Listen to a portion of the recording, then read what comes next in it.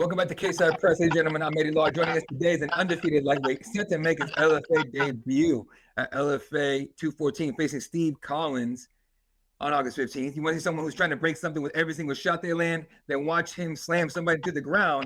Mad Max Metzgar. He's your guy. How's it going, Max? Well, good, brother. Happy Friday. How are you doing? Hey, man, it's Friday. Just like you said, I'm doing awesome, dude. Last day of the week. Get to some Saturday, have some fun. Oh, that's right. Hey, man, why'd you bail on the hair? You said, why'd I cut the hair off? Yeah.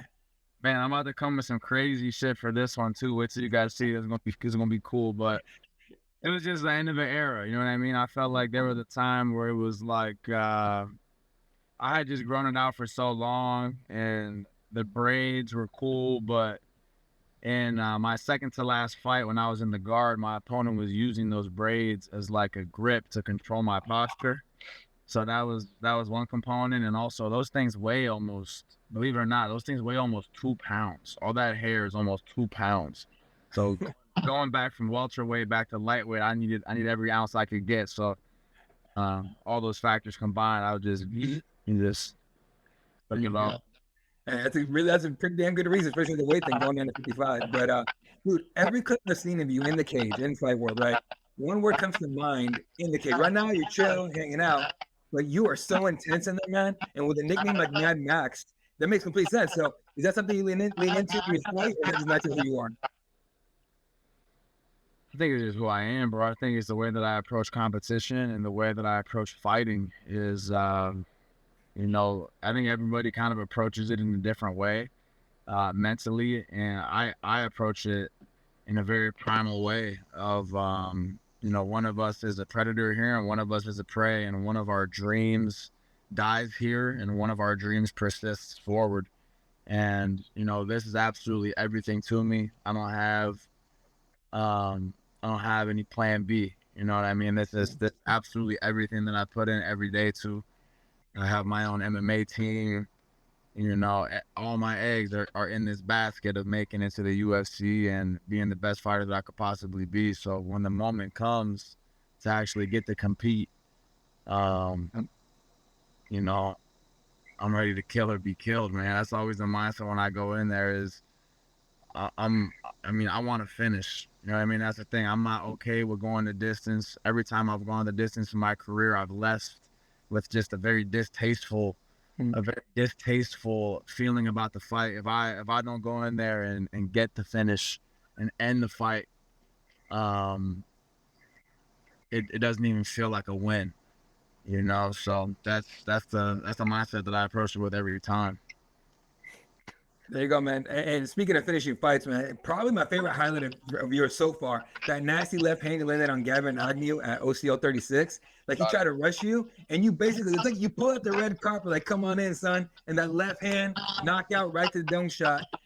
When you do something like that, and you get a knockout like that, first of all, is that the best knockout you ever landed on somebody? And then your reaction afterwards was just like, yeah, that's what I do. It was so dope.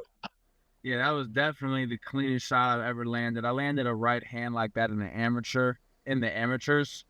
But he didn't go like completely out. Gavin was like completely asleep. He was completely out. That dude was tough as nails though, man. I mean, I was hitting him with clean shit the whole fight, and he just kept waiting forward. And at the end he realized, and he was down 2 rounds, and he had to try to get the finish, and he was willing to force the pocket in a way that wasn't very intelligent, just to try to give himself a chance. And that's what happens when you try to force the pocket on someone that has power like I do. You force the pocket in an unintelligent way, trying to play bully ball. You run into some hard shit, and that's what he did. But that was definitely the cleanest knockout I ever had. Followed up afterwards with that nasty elbow, woke him back up. That led into me cutting back down to 55 though. I went 3 rounds back to back with both of my third and fourth pro fights. I was like, I can't keep going to the 3rd round with these guys. I got to get these guys. I got to get the finish and dominate through and through. Those guys are big, man. Those welterweights are big dudes cutting down from 200 plus. And you saw what happened in my last fight at 155. I was able to get him out of there in the early stages of the 1st round. There you go, 50,000 new homes. So before we get started, you actually already kind of insinuated towards it. For a guy in his mid-20s or so, you kind of think differently already. A lot of young guys aren't creating their own fight team. You got Mad Max's fight team. What kind of gave you that idea? You're like, okay, I'm going to train people and create a team. I'm going to call Mad Max's fight team. Well, what brought the idea about? Man, just the necessity to have a schedule where I'm able to organize my training around my work. And being able to make a good amount of money doing something that I enjoy doing. I was waiting tables for a long time, and that was something that gave me the flexibility that I needed to, be able to train a lot. But switching personalities like that, going from fucking work to trainer mode was just really taxing me. And I love the MMA team. I love teaching these guys. I love teaching. I love constantly breaking down the sweet science of this sport. And it doesn't even feel like work. You know what I mean? I always say I would do it for free, but I don't. You know what I mean? I charge a relatively high ticket to be on the team because I feel very confident that it's the best run MMA program that you're going to find in Ohio. You know what I mean? I came up on the wrestling scene, wrestling for Oak Park and River Forest High School under Mike Powell. I've seen world championship, national championship level programs. I understand the culture of how those things are run. And I put all my effort into running my program the very best that I can, but yeah, it really was just the flexibility. You know what I mean? I'm able to dictate. I got to be training, 2 times a day, sometimes 3 times a day, and being able to work early in the morning and then having my personal training clients come in the afternoon. I'm able to really regiment my training schedule in a way that makes the most sense for me to get everything I need: jiu-jitsu, boxing, Muay Thai, strength and conditioning, get everything in. There you go, man. All right, so dude, in 2023, you were supposed to have your pro debut in Bellator. The fight fell through. The opponent withdrew. I'm sure preparing for the fight, you were like riding high, ready to go, ready to just go off on a big platform. When you got the news that there's no fight, how deflating was that? Oh man, it was definitely devastating. You know what I mean? I always try to lean into the positive mindset that everything happens for a reason. As long as you continue to lean into your faith and do the best that you could do, it's always gonna open the door at the right time. And I continue to align myself with that mindset. But it was definitely a hard pill to swallow, In the 24-hour span, we got the news that I had been elevated to the main event of the prelims. So, my pro debut being the main event of the prelims on Bellator was going to be a fucking huge deal in my hometown. I grew up in Chicago. The fights were happening at Wintrust Arena.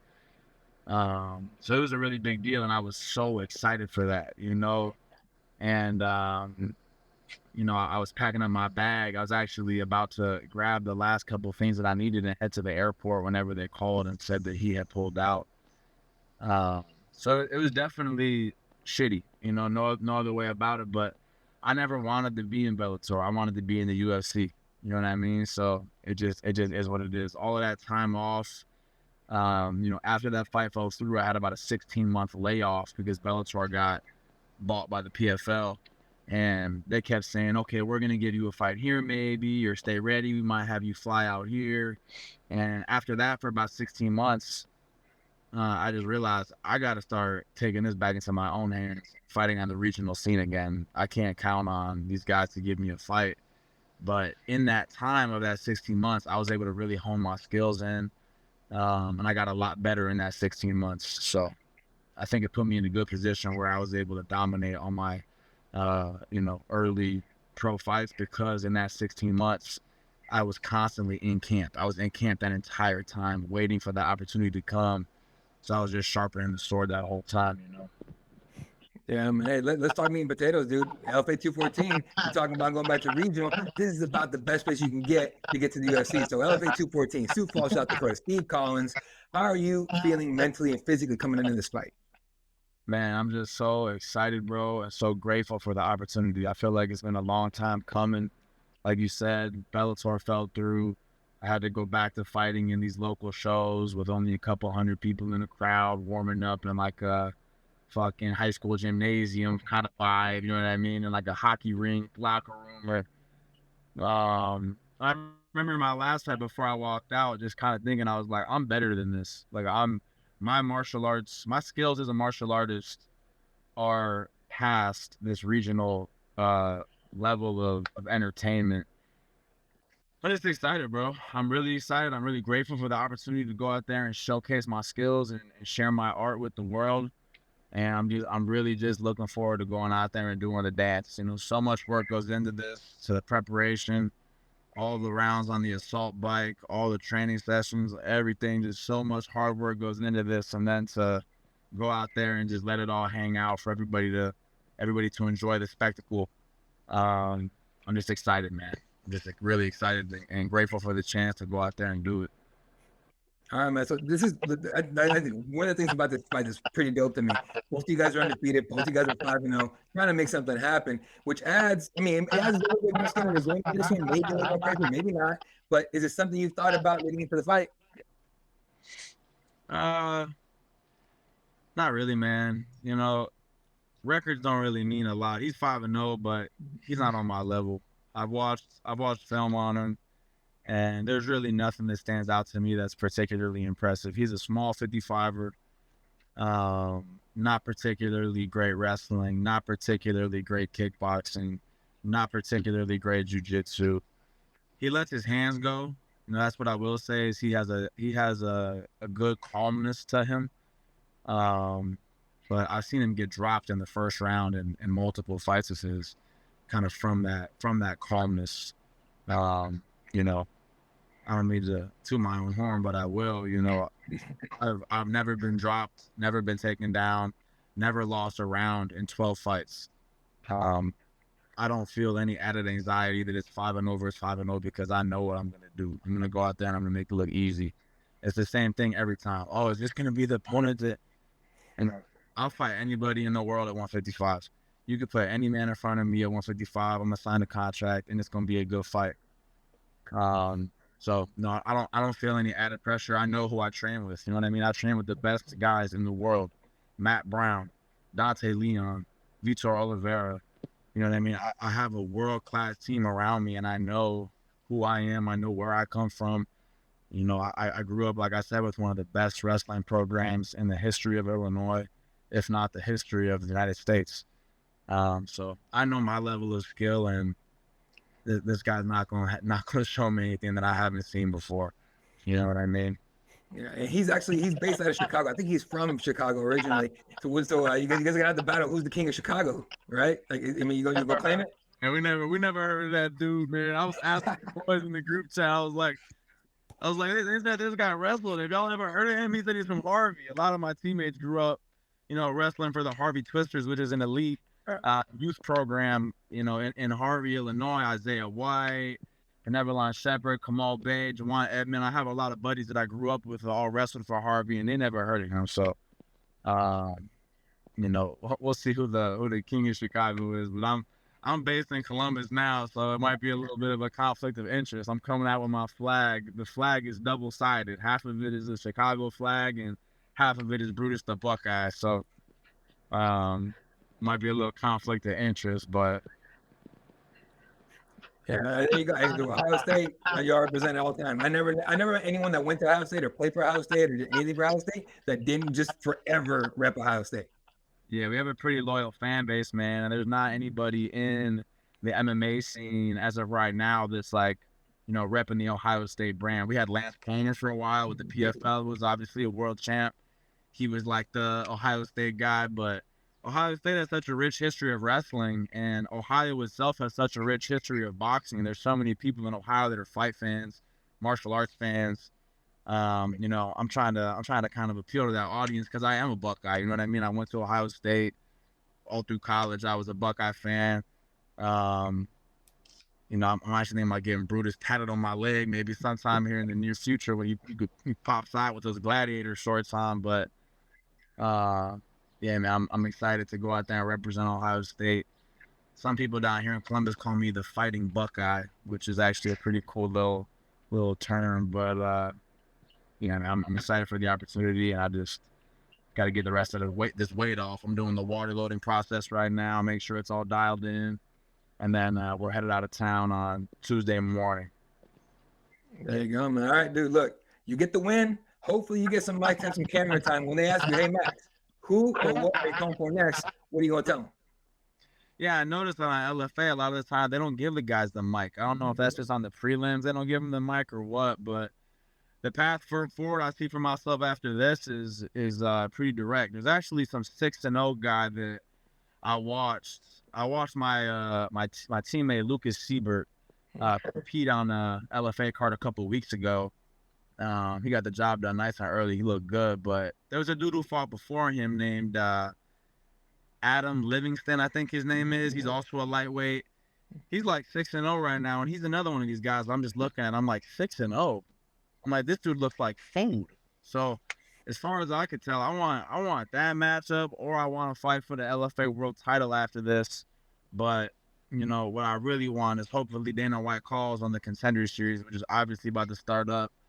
Keep my weight in a good place, and then if I'm one and done at LFA, that would obviously be ideal. But if not, either the title fight against the winner between that fella from I think he's from Israel and the dude that just knocked out Richie Lou, that they're fighting for the title.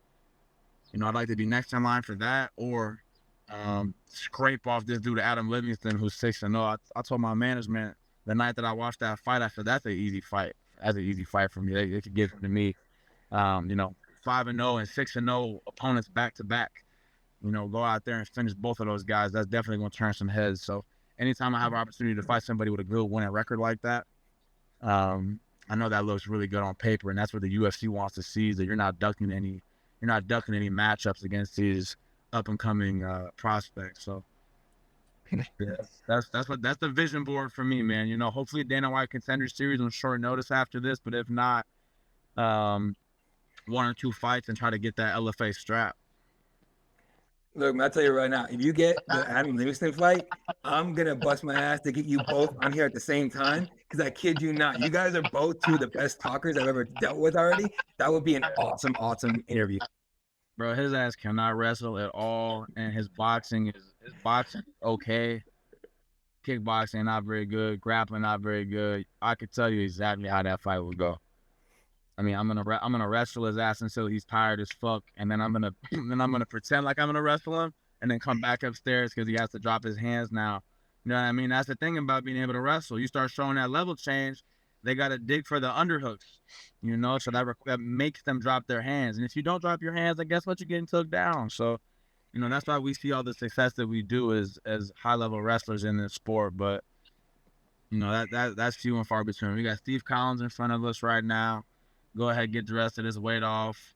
Go out there, make a statement, do some cool shit, put everybody on notice, and then look forward from there. Obviously. All right, let's do a couple quick fire questions here, and we'll get you on your way. Outside of fighting, what is the most important thing for Max Metzgar? Man, what's the most important thing to me outside of fighting is absolutely my faith, man, and my walk with God. That's always been the most important thing in my life. For a long time, I struggled with trying to figure out exactly, what my purpose was, trying to orient myself towards something that was a worthwhile way of being.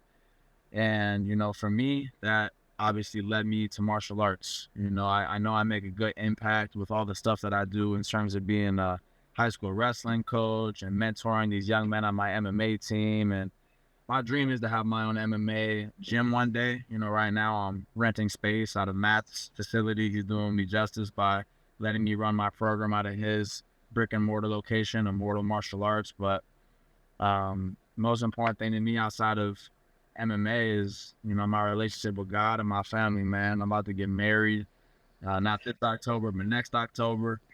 Trying to put myself and my fiance and my family in a position where we can just have prosperity and continue to share, continue to be who God calls us to be. You know what I mean? Continue to build community around us and make a positive impact. And have enough money to do whatever we want to do whenever we want to do it. And There you go, man. Congrats on the engagement, man. thanks, bro. I appreciate it. We've been together a long time. It was a long time coming. Oh, yo, you took your time. You waited a while, man. Yeah, I waited a while, man. We've been together for over 7 years, bro. You know what I mean? I had to have marriage is for life, bro. That's why, we had to live together first. I had to make sure, you know what you're doing, You got to make sure you know what you're getting yourself into. Hey, that's smart. That's smart for real. That's a smart move. You're smart for that one for sure. All right, man. Biggest supporter in your MMA journey so far? Oh man, that's obvious, bro. It's my fiance. If it's not my fiance, it's my grandfather. I call him Pat. He's always sending me different opponents on Tapology. See if you can get this matchup, and how's the weight cut going. He's always following up with me, man. My grandfather has been such a key role in my life overall, but he's definitely a big fan of the MMA. My old man, my dad, hates MMA. He does never want to talk about it with me. He hates that I do this shit. But my biggest supporter is obviously my fiance. There's a lot that people see of what the fighters sacrifice and what goes into it on our side of all the shit that we have to sacrifice, but she has to sacrifice just as much as me.